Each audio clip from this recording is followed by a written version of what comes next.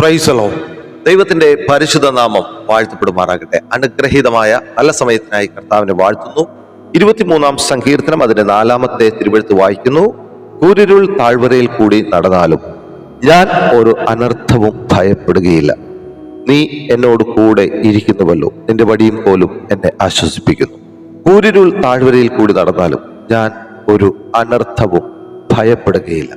യഹോവ എന്റെ ഇടയൻ, എനിക്കൊന്നിനും മുട്ടുണ്ടാവുകയില്ല എന്ന് തുടങ്ങുന്ന 23-ാം സങ്കീർത്തനം വളരെ ശ്രേഷ്ഠമായ ദൈവിക ആലോചനകൾ നിറഞ്ഞ ഒരു സങ്കീർത്തനമാണ്.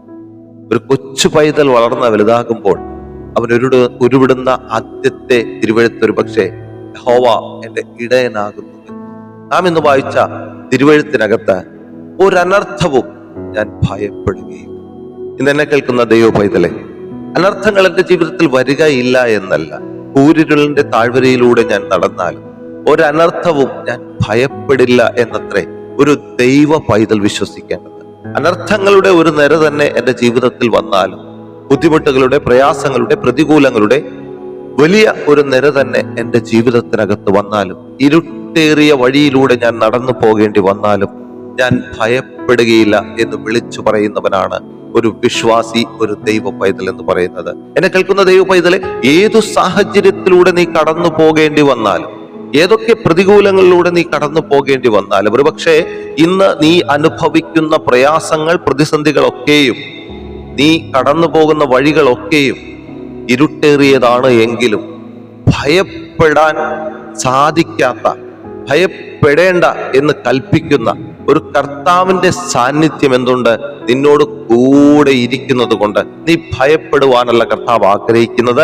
മറിച്ച് അനർത്ഥങ്ങളുടെ താഴ്വരയിലൂടെ നമ്മൾ നടന്നു പോകേണ്ടി വന്നാലും ഞാൻ ഭയപ്പെടില്ല എന്ന് പറയുന്ന ഒരു ദൈവ സാന്നിധ്യം നമ്മുടെ കൂടെ ഇരിക്കുന്നത് കൊണ്ട് ഞാൻ ഭയപ്പെടില്ല എന്ന് എൻ്റെ മനസ്സിനെ പറഞ്ഞ് പഠിപ്പിച്ചാൽ ഇന്ന് പകൽക്കാലം ഏതു പ്രയാസമേറിയ വിഷയത്തിലൂടെയും നടന്നു പോകുവാൻ സർവശക്തൻ നമ്മുടെ കരം പിടിച്ചിട്ടുണ്ട്. 91-ാം സങ്കീർത്തനം നമുക്ക് വളരെയധികം പരിചയമുള്ളതാണ്. ഈ 91-ാം സങ്കീർത്തനം നാം വായിച്ചു പഠിക്കുമ്പോൾ അതിനകത്ത് ദൈവത്തിന്റെ 7 തരത്തിലുള്ള കാവലും, ദൈവത്തിന്റെ 7 തരത്തിലുള്ള അനുഗ്രഹങ്ങളും അതിനകത്ത് കാണുവാൻ സാധിക്കും. 7 തരത്തിലുള്ള അനർത്ഥങ്ങളെ ദൈവാത്മാവ് അവിടെ രേഖപ്പെടുത്തിയിട്ടുണ്ട്. അതിനകത്ത് ഒന്നാമത്തേത് 3-ാം വാക്യത്തിൽ, 91-ാം അധ്യായത്തിന്റെ 3-ാം വാക്യത്തിൽ നമുക്ക് കാണുവാൻ സാധിക്കും, വേട്ടക്കാരന്റെ കെണി. എന്താണ് വേട്ടക്കാരന്റെ കെണി? ശത്രുവിന്റെ പലവിധമായ പോരാട്ടങ്ങൾ നമ്മുടെ ജീവിതത്തിൽ ഉണ്ടാകും. ശത്രു വെറുതെ അടങ്ങിയിരിക്കുന്നവനല്ല, അവൻ മറിച്ച് നമ്മളുമായി എപ്പോഴും പോരടിച്ചു കൊണ്ടിരിക്കുന്നവനാണ് ആര്? ശത്രുവായ സാത്താൻ എന്ന് പറയുന്നത്. പിശാചിനോട് എതിർത്ത് നിൽപ്പിൻ, എന്നാൽ അവൻ ഓടിപ്പോകുമെന്നാണ് തിരുവെഴുത്ത് നമ്മളെ പഠിപ്പിക്കുന്നത്. അവനോട് എതിർത്ത് നിൽക്കുന്നില്ല എങ്കിൽ നമ്മുടെ ജീവിതത്തിനകത്ത് നിരവധിയായ പോരാട്ടങ്ങൾ, അവനോട് അനുകൂലപ്പെടുമ്പോൾ നമുക്ക് യാതൊരു വിധത്തിലുള്ള പോരാട്ടങ്ങളും ഉണ്ടാകില്ല. പക്ഷെ നമ്മൾ എതിർത്ത് നിൽക്കുമ്പോഴാണ് അവൻ നമ്മളോട് പോരടിക്കുന്നത്. വിശ്വാസ ജീവിതത്തിനകത്ത് നമ്മൾ കാൽവെച്ച് മുന്നോട്ട് നടക്കുമ്പോഴാണ് പോരാട്ടങ്ങളുടെ ഒരു ശത്രുവിന്റെ വലിയ പോരാട്ടങ്ങൾ നമ്മുടെ ജീവിതത്തിൽ ആഞ്ഞടിക്കുവാനായിട്ട് വേട്ടക്കാരന്റെ കെണി, ഒരു കെണി അവൻ ഒരുക്കി വെച്ച് നമ്മളെ അതിനകത്ത് പെടുത്തുവാനുള്ള സാധ്യതയുണ്ട്. അതേ വാക്യത്തിൽ 3-ാം വാക്യത്തിൽ എഴുതിയിട്ടുണ്ട് മഹാമാരി. എന്താ മഹാമാരി എന്ന് പറയുന്നത്? നമ്മൾ ഈ കഴിഞ്ഞ ദിവസങ്ങളിലൊക്കെ കണ്ടു, വലിയൊരു മഹാമാരി ഈ ലോകത്തിലേക്ക് ഇറങ്ങി വന്നത്. എന്താ? കൊറോണ. ഒത്തിരി ജീവിതങ്ങൾ അതിനകത്ത് മരണത്തിന് കീഴ്പ്പെട്ട്, അടിമപ്പെട്ട് അവർ ഈ ഭൂമിയിൽ നിന്ന് മാറ്റപ്പെടുവാൻ ഇടയായിത്തീർന്നു. എന്നാൽ സർവശക്തനായ ദൈവം നമ്മളെ കൊറോണയുടെ മധ്യത്തിലും കാത്ത് സംരക്ഷിതനായ ഒന്ന് സ്തോത്രം പറഞ്ഞാട്ടെ. എത്രയോ ജനങ്ങൾ ആ കൊറോണ മൂലം മരണപ്പെട്ടത്. എന്നാൽ സർവശക്തനായ ദൈവത്തിന്റെ കരുതൽ, കാവൽ നമ്മുടെ ജീവിതത്തിൽ ഉണ്ടായത് കൊണ്ട് എത്ര വലിയ മഹാമാരി നമ്മുടെ ജീവിതത്തിനകത്ത്, ഭവനത്തിനകത്ത്, വ്യക്തികൾക്കകത്ത്, സഭയ്ക്കകത്തൊക്കെ ആഞ്ഞടിച്ചിട്ടും നമ്മളൊക്കെ ജീവനോടെ നിന്ന് ദൈവത്തെ സ്തുതിക്കുവാൻ വേണ്ടി ദൈവം നിർത്തിയതിനായി നമുക്ക് ദൈവത്തെ സ്തുതിക്കാം. അപ്പൊ മഹാമാരി എന്ന് പറയുന്നത് എന്താ? പകർച്ചവ്യാധികൾ, ലോകം കണ്ടിട്ടില്ലാത്ത, കാണാൻ ഇതുവരെ വന്നിട്ടില്ലാത്ത, ഇതുവരെ അറിവില്ലാത്ത പല മഹാമാരികളും ലോകത്തിലേക്ക് വന്നുകൊണ്ടിരിക്കുന്നത് നമുക്ക് കാണാം.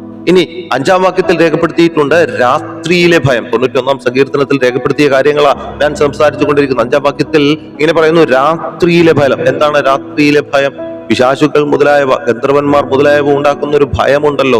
പല വ്യക്തികളെയും നമ്മൾ ഈ വിശ്വാസ കോളത്തിൽ കണ്ടിട്ടുണ്ട്. പലരും ഗന്ധർവൻ കൂടിയത് അഴിച്ചെടുക്കുന്നത് ഞാൻ കണ്ടിട്ടുണ്ട്. എന്തുകൊണ്ടാണ് അങ്ങനെ സംഭവിക്കുന്നത്? ഈ രാത്രിയിൽ ഉണ്ടാകുന്ന ഭയം, ഒറ്റക്കാകുമ്പോൾ ഉണ്ടാകുന്ന ഭയം, ഇരുട്ടുണ്ടാകുമ്പോൾ ഉണ്ടാകുന്ന ഭയം. ആ സമയത്തൊക്കെ എന്താ സംഭവിക്കുക? ഈ പറയപ്പെടുന്ന രാത്രിയിലെ ഭയം ഒരു വ്യക്തിയെ കീഴ്പ്പെടുത്തുവാനായിട്ട് ഇടയായിത്തീരും. ഇരുട്ട് ഒരു വ്യക്തിയെ കീഴ്പ്പെടുത്തുവാനായിട്ട് ഇടയെത്തരും. ഇനി 5-ാം വാക്യത്തിൽ രേഖപ്പെടുത്തിയിരിക്കുന്നു പകൽ പറക്കുന്ന ഒരു അസ്ത്രം. എന്താ അത്? മറ്റുള്ളവർ നമുക്ക് ചെയ്യുന്ന ക്ഷുദ്രപ്രയോഗങ്ങളുണ്ടല്ലോ, നമുക്ക് എല്ലാവർക്കും അറിവുള്ളതാണ്. നമുക്ക് നേരെ ഓരോ വ്യക്തികളും ക്ഷുദ്രപ്രയോഗങ്ങൾ ചെയ്യുവാറുണ്ട്. നമ്മൾ നന്നാവാതിരിക്കാൻ, നമ്മുടെ ഭവനം നന്നാവാതിരിക്കാൻ, നമ്മുടെ ജോലി നന്നാവാതിരിക്കുവാൻ, നമ്മൾ സാമ്പത്തികമായി അനുഗ്രഹിക്കപ്പെടാതിരിക്കുവാൻ, അങ്ങനെ പല വ്യക്തികളും എന്ത് ചെയ്യും? ക്ഷുദ്രപ്രയോഗങ്ങൾ. നമ്മളൊന്ന് നന്നാവുന്നത് കണ്ടാൽ, അപ്പുറത്തെ വീട്ടുകാരന് നമ്മൾ നന്നാവുന്നത് കണ്ടാൽ ഒരു അസൂയ വരുവാനായിട്ടായി. നമ്മളൊന്ന് ഉയർന്നു വന്നാൽ നമുക്ക് നമ്മുടെ ചുറ്റുമുള്ളവർക്ക് നമ്മളോട് അസൂയ ഉണ്ടാവാൻ സാധ്യമുണ്ട്. അപ്പോൾ അവർ ക്ഷുദ്രപ്രയോഗങ്ങൾ നമ്മൾക്ക് നൽകും. അതിനെയാണ് 91-ാം സങ്കീർത്തനത്തിൽ ഈ പറയുന്ന പകൽ പറക്കുന്ന അസ്ത്രമെന്ന് ദൈവവചനത്തിൽ സൂചിപ്പിച്ചിരിക്കുന്നത്. അതുപോലെ തന്നെ ഉച്ചയ്ക്ക് നശിപ്പിക്കുന്ന സംഹാരമെന്ന് അവിടെ രേഖപ്പെടുത്തിയിട്ടുണ്ട്. എന്താ അത്? ഉച്ചക്ക് നശിക്കുന്ന സംഹാരം എന്ന് പറയുന്നത്, നശിപ്പിക്കുന്ന സംഹാരം എന്ന് പറയുന്നത് സൂര്യതാപമാണ് എന്ന് പറഞ്ഞാൽ, ഇപ്പോൾ നമുക്കറിയാം കൊടും വേനലാണ്, വരൾച്ചയുടെ വക്കിലാണ്. കേരളത്തിൽ നമ്മൾ താമസിക്കുമ്പോൾ തന്നെ നമുക്കറിയാം, നമുക്ക് ലഭിക്കുന്ന ചൂട് നമുക്ക് സഹിക്കുവാൻ പറ്റുന്നില്ല, താങ്ങുവാൻ പറ്റുന്നില്ല. എന്തുകൊണ്ടാണ് ഇത്തരത്തിലൊരു ചൂട് വരുന്നത്? ഇത് അന്ത്യകാലത്തിന്റെ അടയാളമാണ്. യേശു കർത്താവിന്റെ മടങ്ങി വരവ് ഏറ്റവും ആസന്നമായിരിക്കുന്നു. ഇനി ഇവിടെ 10-ാം വാക്യത്തിൽ രേഖപ്പെടുത്തിയിരിക്കുന്നു അനർത്ഥമെന്നും ബാധയെന്നും രേഖപ്പെടുത്തിയിരിക്കുന്നു. ഭൂതപ്രേത ബാധകളൊക്കെ നമ്മുടെ ഓരോരുത്തരുടെയും ജീവിതത്തിൽ കടന്നു വരുവാനായിട്ടിടയായിത്തീരും, അല്ലെ? ഓരോ ഭൂതങ്ങള് ഓരോ വ്യക്തികളിൽ കയറിയിരുന്ന പല പ്രവൃത്തികളാ ചെയ്യുന്നത്. എത്ര ഭൂതങ്ങളാ നമ്മൾ ചർച്ചകളിലും സഭകളിലും ഒക്കെ അഴിച്ചുവിടുവാനായിട്ടിടയായിത്തീരുന്നത്. അങ്ങനെയാണ് എങ്കിൽ ഇന്ന് 91-ാം സങ്കീർത്തനത്തിനകത്ത് 7 തരത്തിലുള്ള അനർത്ഥത്തെ പറ്റി സങ്കീർത്തനക്കാരൻ രേഖപ്പെടുത്തും. എന്നാൽ അതിന്റെ 1-ാമത്തെ തിരുവെഴുത്തിൽ പറയുന്നു, അത്യുന്നതന്റെ മറവിൽ വസിക്കുകയും സർവശക്തന്റെ നിഴലിൽ പാർക്കുകയും ചെയ്യുന്നവനെ യഹോവയെ കുറിച്ച് അവൻ എന്റെ സങ്കേതം, കോട്ട, ഞാൻ ആശ്രയിക്കുന്ന എന്റെ ദൈവം എന്ന് പറയും. അത്യുന്നതന്റെ നിഴലിൽ പാർക്കുന്നവൻ, സർവശക്തന്റെ നിഴലിൽ പാർക്കുന്നവൻ, അത്യുന്നതന്റെ മറവിൽ വസിക്കുന്നവൻ. ഇന്ന് പകൽക്കാലം ഈ മെസ്സേജ് കേട്ടുകൊണ്ടിരിക്കുമ്പോൾ ഒരു ബാധയും നിന്റെ കൂടാരത്തിനടുത്ത് അടുക്കുകയില്ല. ഒരു അനർത്ഥത്തെയും നീ ഭയപ്പെടേണ്ട കാര്യമില്ല, ഭയപ്പെടേണ്ട കാര്യമില്ല. ഇതൊന്നും വരത്തില്ല എന്നല്ല ദൈവവചനം നമ്മളെ പഠിപ്പിക്കുന്നത്. ഇതെല്ലാം നമ്മുടെ ജീവിതത്തിനകത്ത് നിരവധി അനവധിയായി കടന്നു വന്നാലും ദൈവമക്കളെ ഒരു കാര്യം വ്യക്തമായി പറയാം, നീ ഇതിനെ ഭയപ്പെടരുത്. നീ ഉയരത്തിലേക്ക് നോക്കണം, സ്വർഗത്തിലേക്ക് നോക്കണം. സ്വർഗത്തിലേക്ക് നോക്കി എൻ്റെ കർത്താവിനെ നോക്കി അയ്യം വിളിക്കുവാൻ തയ്യാറായാൽ ഏത് അനർത്ഥമാണെങ്കിലും, ഏത് പ്രതികൂലമാണെങ്കിലും, ഏത് ബാധയാണെങ്കിലും, ഏത് സൂര്യതാപമാണെങ്കിലും എൻ്റെ ദൈവമക്കളെ ഞാൻ വിളിച്ചു പറയാം, ഈ ദൈവം നമ്മളെ വിടുവിക്കുന്ന ദൈവമായതുകൊണ്ട്, ഈ ദൈവം നമ്മളെ സംരക്ഷിക്കുന്ന ദൈവമായതുകൊണ്ട്, ഈ ദൈവം നമുക്ക് കാവൽ നിൽക്കുന്ന ദൈവമായതുകൊണ്ട് അവൻ നമ്മളെ വിടുവിക്കുക തന്നെ ചെയ്യും. ഏത് അനർത്ഥത്തിൽ നിന്നും കരകയറ്റുവാൻ മതിയായ സർവശക്തനായ ഒരു ദൈവത്തിന്റെ കരങ്ങളിലാണ്, അത്യുന്നതന്റെ മറവിലാണ്, സർവശക്തന്റെ നിഴലിൻ കീഴിലാണ് ഞാനും നിങ്ങളും പാർക്കുന്നത് എന്നുള്ള ഉറച്ച വിശ്വാസത്തോടെ ആയിരിക്കട്ടെ ഇന്നത്തെ ദിവസം കടന്നു പോകേണ്ടത്. ഇന്നത്തെ ദിവസം നിനക്കൊരു അനുഗ്രഹമായി തീരട്ടെ. യേശുവിന്റെ നാമത്തിൽ ഞാനും നിന്നെ അനുഗ്രഹിക്കുന്നു. ഒരനർത്ഥത്തെയും നീ ഭയപ്പെടേണ്ട.